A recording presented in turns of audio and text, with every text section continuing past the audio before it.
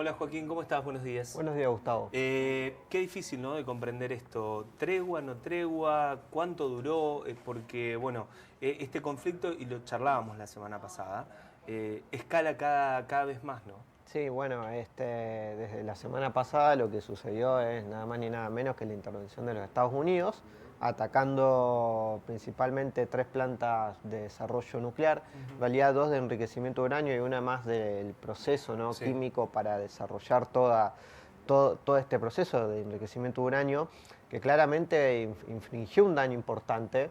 Al principio había dudas, digamos, sobre el nivel de daño que pudo haber causado los Estados Unidos, que era el único país que tenía el armamento para causar este tipo de daño, porque principalmente la base nuclear de Fordo se encuentra bajo tierra e Israel no disponía del armamento necesario como para generar algún daño. Ya luego, obviamente, hubo una respuesta de Irán contra Israel y en el día de ayer respondió atacando, entre comillas, unas bases en Qatar y algunas posiciones estadounidenses en Irak.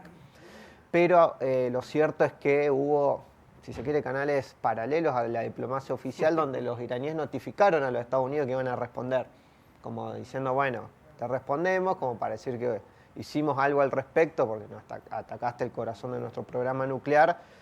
Pero lo cierto es que Irán está sufriendo el daño de este ataque israelí y estadounidense. Ya por la noche de ayer, Donald Trump le puso el fin a la guerra de los 12 días, como la autodenominó él mismo, y instó tanto a Israel como a Irán a atenerse al alto al fuego, total. Bien. En un principio no quería adherirse a Irán, después parece que sí decidió unirse junto a Israel en este alto al fuego, pero en las últimas horas lo cierto es que hubo alarmas de ataques en el norte de Israel. Israel está atacando también a Irán por estas alarmas que se despertaron en la madrugada de Medio Oriente.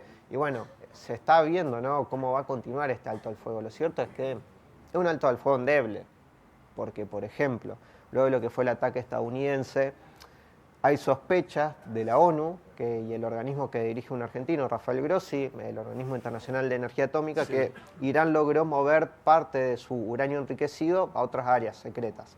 Bien. Pero Netanyahu anoche estableció que, bueno, Israel de momento cumplió con su objetivo de paralizar el programa nuclear y los misiles balísticos. Pero lo cierto es que Irán de momento continúa teniendo uranio enriquecido, no se sabe dónde.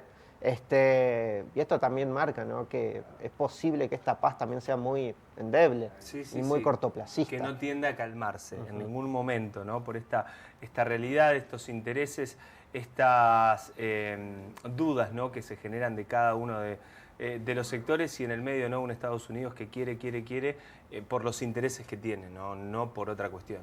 Sí, bueno, también hay un vinculamiento de cuestiones, porque por ejemplo ahora Trump, después de anunciar esta paz total, si se quiere a través de la fuerza, ¿no?, con todo su poderío militar, tiene que ir a la cumbre de la OTAN, donde, bueno, está el tema del presupuesto, el famoso 5% que quiere Trump, que todos los países europeos miembros de la OTAN aporten al presupuesto del organismo para volver a militarizar sobre todo el Atlántico Norte.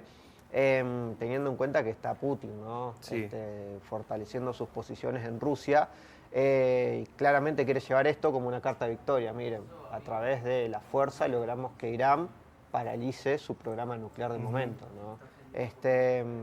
Claramente esta intervención no solamente por la cuestión del programa nuclear iraní, sino que también le sirve a Estados Unidos como para fortalecer su posición en el otro frente, ¿no?, con principalmente el conflicto ucraniano.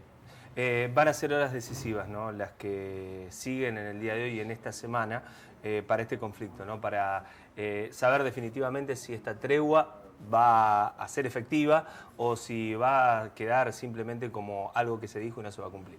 Bueno, sí, es un punto importante, ¿no?, analizar, digamos, qué tan sustentable va a ser. El caso más cercano y que no tiene nada que ver con un Estado y un Estado con uranio enriquecido es Hezbollah. Claro. El año pasado Israel atacó el sur del Líbano con las posiciones Hezbollah, sacó a la cúpula de este grupo, lo debilitó también su arsenal de misiles y hoy está totalmente desarticulada la organización. Bien. Si uno traza el paralelismo, tal vez puede llegar a pasar algo similar con Irán.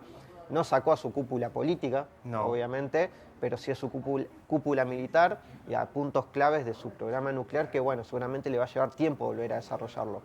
Pero siempre está la hipótesis del cambio de régimen. Mientras no cambie el régimen, sí, es muy posible de que los ayatolás y en sí la República Islámica busque en el mediano y largo plazo volver a desarrollar sus armas nucleares. Bueno, habrá que esperar en este tema a ver cómo sigue. Vamos a dejar este conflicto de Israel e Irán para meternos en este culebrón que tiene el gobierno español. Bueno, caso de corrupción ya altamente demostrado. Bueno, sí, ya desde principios de junio empezaron a aparecer ciertos reportes, ¿no?, de organismos, de auditores del gobierno español, donde se mostraba que en el año 2020 parte de la cúpula más cercana, ¿no?, del Partido Socialista Español, el partido de Pedro Sánchez, estuvieron envueltos en casos de corrupción, específicamente con dádivas respecto a la obra pública, específicamente para el sector ferroviario. ¿Bien? Ahí, bueno, lo cierto es que el secretario de la organización, Santos Cerdán, que es una, si se quiere, dentro del Partido Socialista Español, es el tercer cargo, estuvo muy afectado por esto, con una serie de audios que se filtraron también de otros diputados del Partido Socialista Español. Y claramente esto afecta bastante a Pedro Sánchez. Sí. Acá hay que irnos al 2023, cuando fueron las últimas elecciones presidenciales. Pedro Sánchez no ganó esas elecciones, terminó segundo. El ganador fue el Partido Popular, de centro-derecha, un partido histórico también de España. Pero Pedro Sánchez fue mucho más, usó la rosca política y empezó a negociar con partidos locales, ¿bien?, de toda España, y le permitió llegar a la mayoría necesaria para ser elegido presidente. Claro. Y le ganó ahí al Partido Popular. Lo cierto es que este caso de corrupción potencialmente lo puede llegar a afectar a Pedro Sánchez, y digo potencialmente por dos motivos. Primero, el Partido Popular no tiene los votos necesarios para deponer a Pedro Sánchez. Según Feijóo, que es el líder del Partido Popular, sí, dice, me faltan 4 votos. Y no los puede conseguir esos 4 votos. Entonces Pedro Sánchez... Lo que cotizan hoy esos, sí, y también son carísimos, sí, obviamente, en este contexto son bastante caros. Y no lo pueden deponer. Y el otro punto importante es para Pedro Sánchez mantener esa coalición, porque son muchos partidos, son más de 7 partidos los que conforman la coalición gobernante, claro, y que muchos también están cotizando su apoyo, por supuesto, y le están diciendo, Pedro, esta situación es bastante compleja, traten de resolverla, sí, específicamente traten de depurar el Partido Socialista de todas estas personas que estuvieron en esos hechos del 2020, y de esa manera vamos a evaluar nuestra continuidad en tu apoyo. Claro.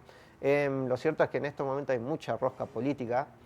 Ahora Pedro Sánchez está un poco más tranquilo porque tiene esos 4 votos que le permiten conservarse en el poder, y hay una competencia para ver quién es más corrupto, si el Partido Socialista o el Partido Popular.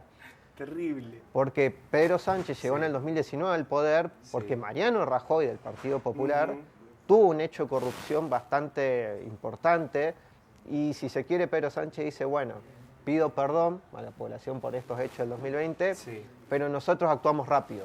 Mariano Rajoy lo trató de ocultar. Justificar, claro. Exacto.